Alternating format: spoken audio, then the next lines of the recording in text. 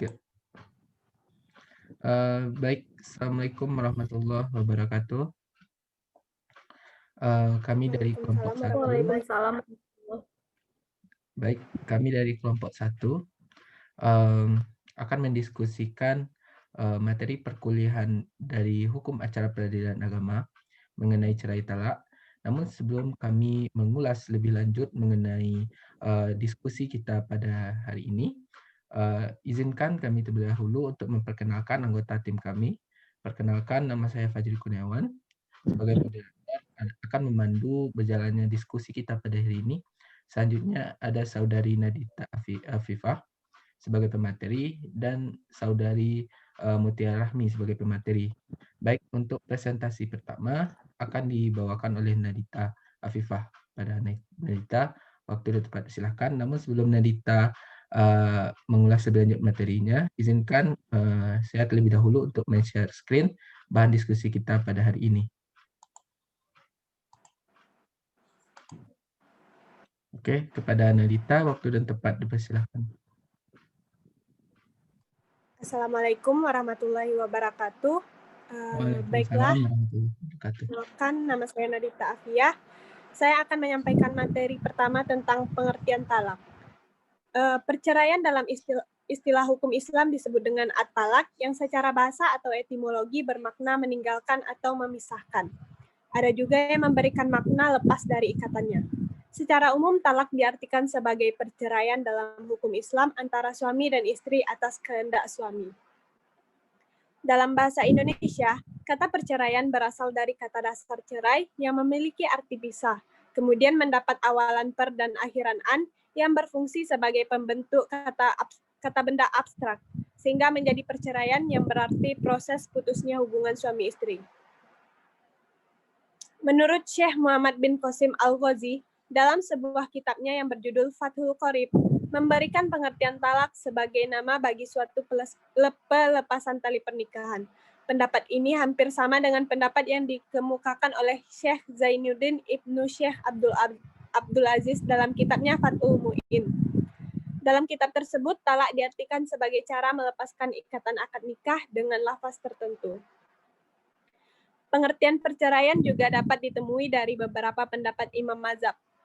Imam Syafi'i berpendapat bahwa talak ialah melepaskan akad nikah dengan lafaz talak atau yang semakna dengan itu. Sedangkan Hanafi dan Hambali memberikan pengertian talak sebagai suatu pelepasan ikatan perkawinan secara langsung atau untuk masa yang akan datang dengan lafal khusus. Pendapat lain yang memberikan pengertian talak secara lebih umum dikemukakan oleh Imam Maliki, yang mengartikan talak sebagai suatu sifat hukum khusus yang menyebabkan gugurnya kehalalan hubungan suami istri. Perceraian bisa juga diartikan sebagai suatu cara yang sah untuk mengakhiri suatu perkawinan. Dalam kompilasi hukum Islam, pengertian talak terdapat dalam pasal 117 yang menyatakan talak adalah ikrar suami di hadapan sidang pengadilan agama yang menjadi salah satu sebab terjadinya perceraian. Cerai talak yaitu perceraian yang diajukan permohonan cerainya oleh dan atas inisiatif suami kepada pengadilan agama, yang dianggap terjadi dan berlaku beserta segala akibat hukumnya sejak saat perceraian itu dinyatakan atau diikrarkan di depan sidang pengadilan agama.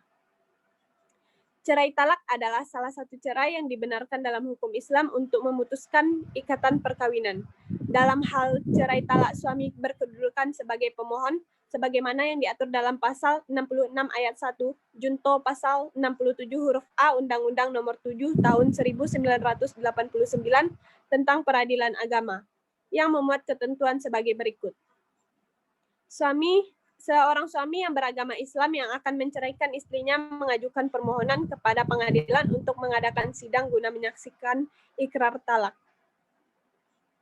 Meskipun kebolehan menjatuhkan ikrar talak adalah mutlak hak urusan pribadi suami, namun boleh atau tidaknya suami menjatuhkan talaknya kepada istri tergantung penilaian dan pertimbangan pengadilan.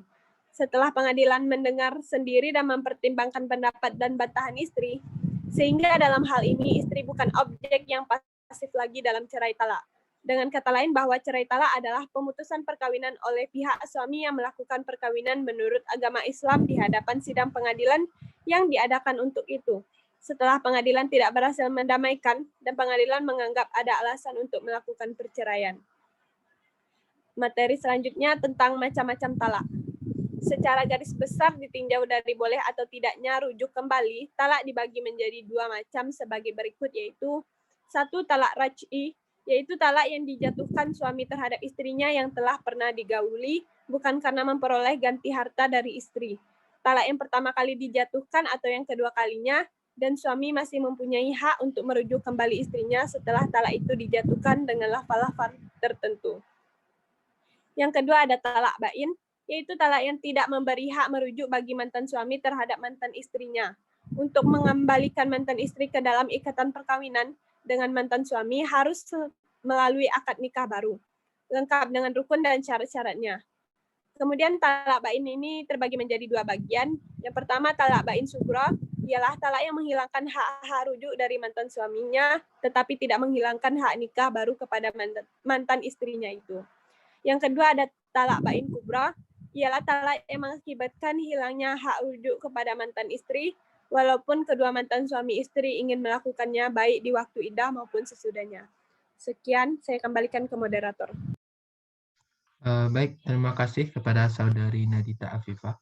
Baik, untuk materi selanjutnya akan dibacakan oleh Saudara Mutiara Rahmi. Pada Saudara Mutiara Rahmi, waktu dan tempat dipersilahkan.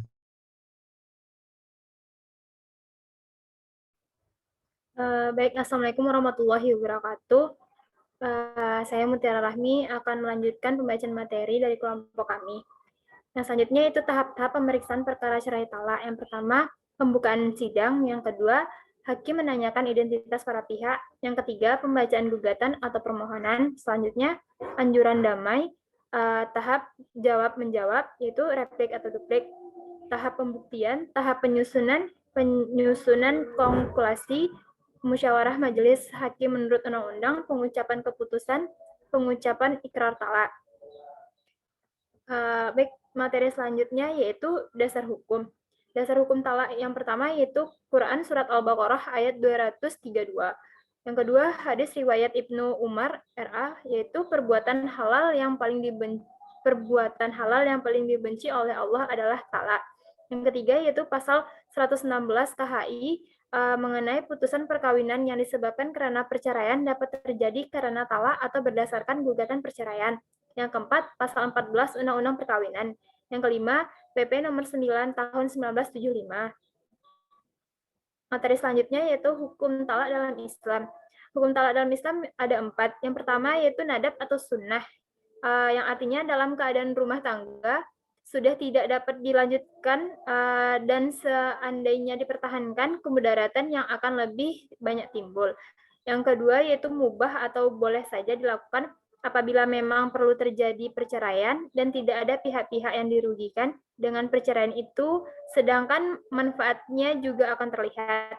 Yang ketiga wajib atau mesti dilakukan, yaitu perceraian yang harus dilakukan oleh hakim terhadap seorang yang telah bersumpah untuk tidak menggauli istrinya sampai masa tertentu. Sedangkan ia tidak mau pula membayar kafarah sumpah agar ia dapat bergaul dengan istrinya. Tindakan itu memudaratkan istrinya. Yang keempat, haram. Talak itu dilakukan tanpa alasan sedangkan istri dalam keadaan haid atau suci yang dalam masa itu ia telah digauli. Materi selanjutnya yaitu bentuk kewajiban suami terhadap istri pasca akibat cerai talak. Yang pertama yaitu kewajiban memberi mut'ah. Yang kedua, kewajiban memberikan nafkah iddah, maskan, dan kiswah selama dalam masa iddah. Yang ketiga yaitu kewajiban menanggung biaya pendidikan anak-anaknya. Sekian dari saya, terima kasih. Baik, sekian materi dari presentasi kelompok 1 mengenai cerai talak. Terima kasih atas waktu dan kesempatannya. Mohon maaf apabila ada kesalahan dan kata-kata yang tidak berada pada tempatnya. Saya akhiri. Wabillahi taufiq wal hidayah. Assalamualaikum warahmatullahi wabarakatuh. Waalaikumsalam warahmatullahi wabarakatuh.